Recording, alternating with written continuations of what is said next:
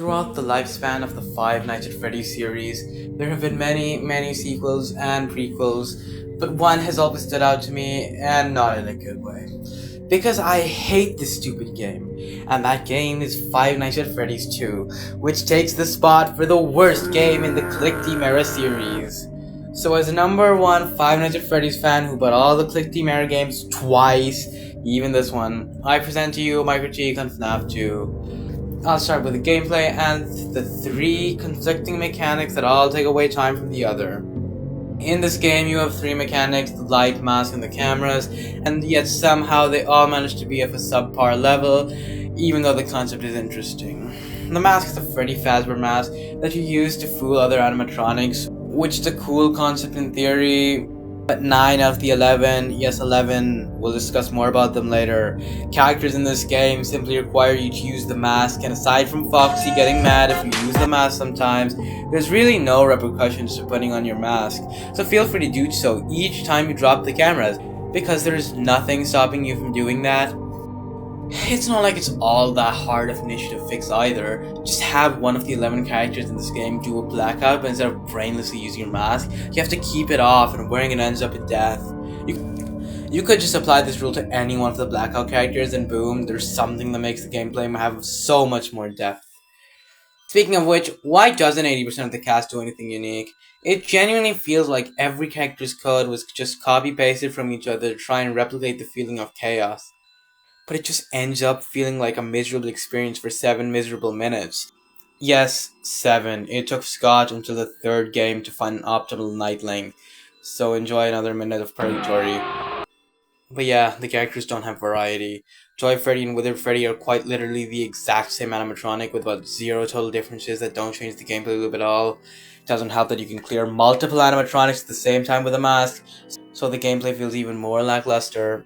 Overall, the mask is an interesting concept that completely fails in execution, with it being a boring reaction test that could have been improved a ton. Okay, so the camera's a nice mechanic in this game, and if you thought the mask failed in execution, this one's just undefendable. Why? Because I'm not kidding when I say to beat the entire game, you only need to use one camera. Hell, you will get punished if you don't use just one camera. And that camera is camera 11. Home of the worst mechanic Scott has ever fucking came up with. The music box.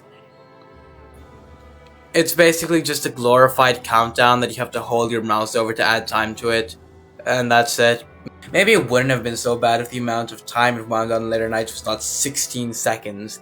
It's supposed to act as some sort of interesting mechanic, but it really boils down to holding a button. And why don't you need to use the other cameras? Well, because everybody comes to your office, so all you need to do is deal with them there. Plus, trying to watch them on the cams takes away precious time you could be winding that damn box. But you might say, oh, well what about -7? You have to use multiple cameras. And to that I say, that still doesn't fix the loop. Instead of using one camera, you're using 4 with practically perfect mouse movement. So unless you're almost perfect, you ain't gonna use more than one. It feels like Scott just realized the cameras were useless and tried to fix it by adding the music box like it was the key to everything. This god-awful mechanic isn't helped by the fact that animatronics could just pull your cameras down. So if you were low on the music box and someone pulled down the cams, tough luck I guess, cause you're as good as dead. The only way to avoid this is by abusing the absolute hell out of animatronic intervals with a timer, which I don't think was how the game was intended to be played. It's unfortunate because the game features 11 cameras in total with a ton of potential for mechanics. Perhaps they could have made it so flashing Withered Freddy on the cameras would be the only way for him to not kill you. Maybe if there was actually any meat to the cameras of the pieces of bread we got, we wouldn't need a 16-second music box to practically artificially inflate the difficulty. If other animatronics required monitoring on the cameras, then we could change the box to be more like 30 seconds and accessible on every camera. It's just baffling how Scott didn't add any of this to perhaps make the gameplay more interesting. Well, there is one more mechanic we haven't talked about, light. So do they improve the gameplay? No, not at all actually. I'll start with the vent lights and the vent mechanics as a whole. So basically, you press the button, the oversized unrealistic vents light up somehow, and if there's someone there, you put on your mask. That's pretty much it. There's no depth, there's no power on these lights either, so you don't have to even manage any resources with this one. And that's the entire mechanic. For animatronics who can't be seen with a light, they just do a blackout, which means again, there's no point in tracking them. Couldn't the lights use up the flashlight's battery or something? I mean, Balloon Boy disables all the lights for some reason, so it only makes sense if the vent light actually has some sort of power. It also plays a sound effect when an animatronic goes through the vent, but this is completely useless most of the time. And to show you why, let's play a little quiz. Can you guess which animatronic was climbing through the vent right now? Was that A, Withered Body, B, Withered Chica, or C, Toy Bonnie? Did you pick your answer? Well, the answer is... I have no fucking clue. It could be anyone, but I had no clue because all the vent sounds are the exact same. This brings up the issue of wearing your mask when there's someone in your vent, waiting, thinking you heard him leave, but it turns out that the sound was for someone else, and the animatronic you wore your mask for is still there. Yeah, I probably could have had some more thought put into it. To give it some credit though, it's one of the few mechanics that you actually have to use without there being a band-aid fix for it, I guess. Unlike the flashlight. The flashlight is the other light you have, its main purpose being to keep Foxy away from your office. Using the flashlight also allows you to see other animatronics in the hall. That literally doesn't fucking matter. It doesn't matter if Mango's in the hall or not, I couldn't care less. All I care about is if Mango is in my vent or not. I literally could not give less of a fuck if it was in Cam 11 or Cam 2 or wherever, and that applies to quite literally everyone. It just goes to show how awfully designed this game was. Okay, anyways, Foxy, right. Foxy is by far one of the laziest mechanics I've ever seen in a game, and it goes to show. Because this guy is another countdown, except this time it goes up and you have to flash him to reset the counter. So it's just another filler mechanic to force you to use the flashlight, because otherwise, there's just no reason to use it. Foxy also barely provides any visual or even audible feedback to signify that flashing even does something. He kinda just stands there and then leaves every so often. It genuinely doesn't feel like flashing does anything. It's so clear that the puppet and Foxy are just mechanics that force you to use their specific mechanics, and there's no other reason to use their respective mechanics. Anyways, that's about it for Foxy. He's just kinda there and his mechanic is boring and annoying and I just like it. What else? Right, each and every hallway render you see is an individual sprite for the office, which is a really interesting decision in all the wrong ways. This creates the issue of some characters not being able to appear in the hall even though they're present, which is called sprite priority. Sprite priority makes the flashlight mechanic fall apart even further because, you can't see everyone who's in your hall. It doesn't help that some renders block out Foxy even though he's still technically there. So if you think he's gone, chances are he's actually just still there. He's just behind someone. But you wouldn't know that, and the only way you could know about sprite priority is via YouTube tutorials or dissecting the game yourself. So basically, Foxy just doesn't show up and he can still kill you. I mean, come on! How can you defend this? Anyway, so there's also a flashlight battery that I mentioned earlier, but it really doesn't fucking matter because you have almost infinite power. And unless you're holding it down constantly, you're probably not going to run out of power. So just literally, who cares? I mean, look at this. I've been spamming the flashlight the entire night like a moron, and I still won. So maybe that should tell you something about this game. Oh yeah, also this game has RNG. Yeah, if you thought a linear strategy was bad, now you have a linear strategy with a chance to just die if Toy Bonnie feels like it, especially on later nights. How? Well, he has a 1 in 2 chance to leave the vent every 0.5 seconds the mask is on, so long as no one else is there. If someone else is there, then it's a 1 in 3 chance every second, but it's still a chance. Anyways, pair that chance with the whole animation needing to play too, and you've got an RNG hell. Now this can be removed, but only if you're exploiting intervals and/or doing precise mouse movements. Doesn't that sound like fun? Wither Foxy can also kill you in like 4 seconds or something on his highest difficulty. Isn't that fun? What else?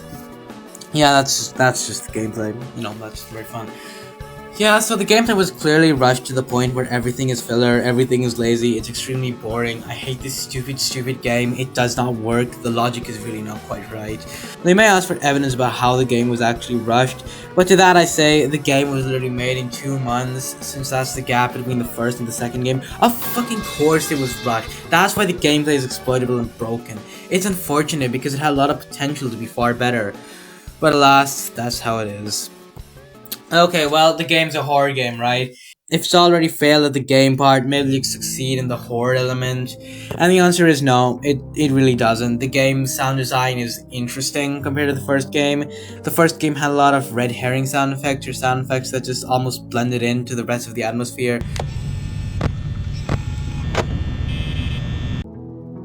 The second game, however, takes a different approach, one which I'm really not a fan of. Rather than the tube effect from FNaF 1 that builds up anxiety when animatronics are close, it's now this blaring alarm that gets really annoying really quickly.